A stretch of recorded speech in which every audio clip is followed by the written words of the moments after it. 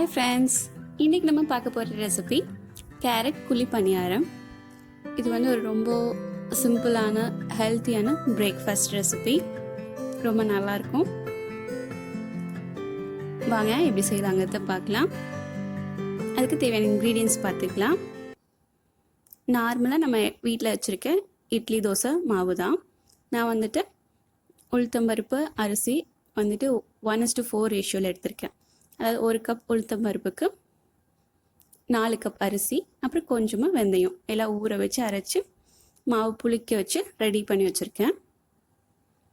இந்த பேட்டர் இருக்கட்டும். அடுத்ததான் எண்ணெய் 2 டேபிள் ஸ்பூன், கடுகு உளுத்தம்பருப்பு 1 டீஸ்பூன், கொஞ்சமாக கறிவேப்பிலை, ஒரு பச்சை மிளகாய், பெரிய வெங்காயம் 1, கொஞ்சமாக மல்லி இலை, கேரட் 1 மீடியம் சைஸ், உப்பு தேவையான அளவு. இப்போ ஒரு கடாயில் 2 ஸ்பூன் அளவுக்கு எண்ணெய் விட்டுருக்கேன். எண்ணெய் காஞ்சதும் கடுகு உளுத்தம்பருப்பு ஆட் பண்ணிக்கலாம். அடுத்துதான் பச்சை மிளகாய், கருவேப்பிலை, அடுத்துதான் நம்ம கட் பண்ணி வச்சுருக்க பெரிய வெங்காயம். இதெல்லாமே வந்துட்டு நல்லா ஸ்லைஸ் பண்ணி எடுத்துக்கோங்க.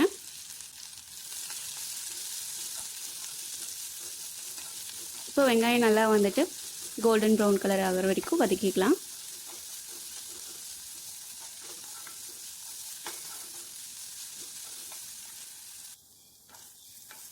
இந்த மாதிரி கலர் சேஞ்ச் ஆகிற வரைக்கும் வதக்கிட்டு நம்ம அடுத்ததான் துருவி வச்சுருக்க கேரட் ஆட் பண்ணிக்கலாம்.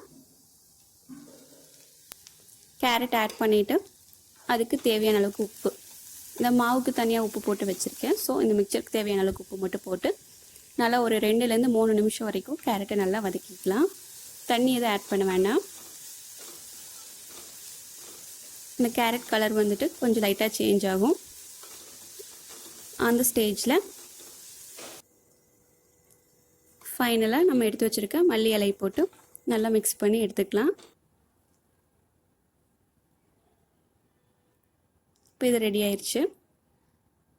நம்ம ஆல்ரெடி ரெடி பண்ணி வச்சுருக்க மாவில் இதை ஆட் பண்ணி நல்லா மிக்ஸ் பண்ணிக்கலாம்.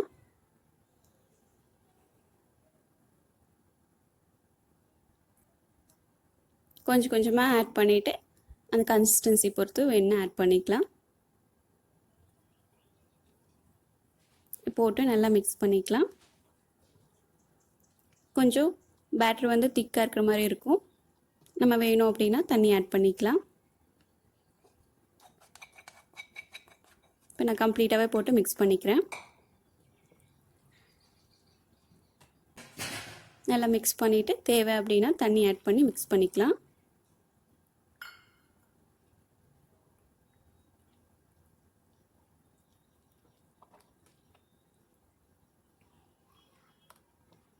அவ்வளோதான், நம்ம பணியாரத்துக்கு தேவையான மாவு ரெடி ஆயிடுச்சு.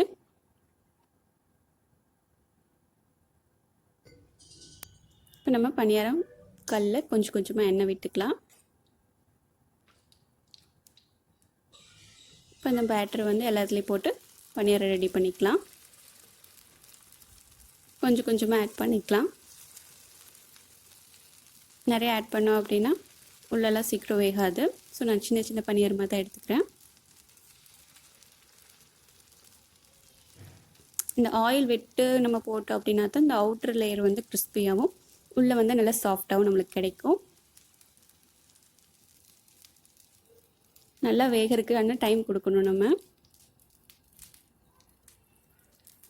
பாருங்கள் நல்லா எப்படி வந்துட்டுருக்கு அப்படின்ட்டு. அந்த கேரட் கலரே வந்து பணியாரத்துக்கு வந்து நல்ல கலர் கொடுக்கும். பாருங்கள் சைடெல்லாம் வந்துட்டு கொஞ்சம் ப்ரௌன் கலர் மாதிரி ஆயிடுச்சு. ஸோ நான் எல்லாத்தையும் திருப்பி போட்டுக்கிறேன்.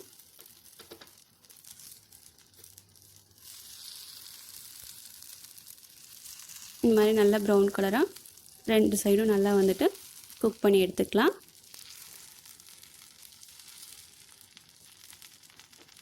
வந்து ரொம்ப நல்லாயிருக்கும். கிட்ஸுக்கு எல்லாத்துக்குமே ரொம்ப பிடிக்கும். அவ்வளோதான், நம்ம பணியாரம் வந்துட்டு 2 சைடும் வெந்துருச்சு, எடுத்துக்கலாம். பாருங்கள் பார்க்கவே ரொம்ப நல்லாயிருக்கு. நல்லா சூடாக சர்வ் பண்ணுங்கள்.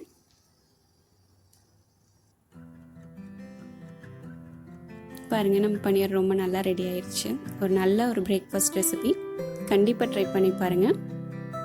தேங்க்யூ ஃபார் வாட்சிங்.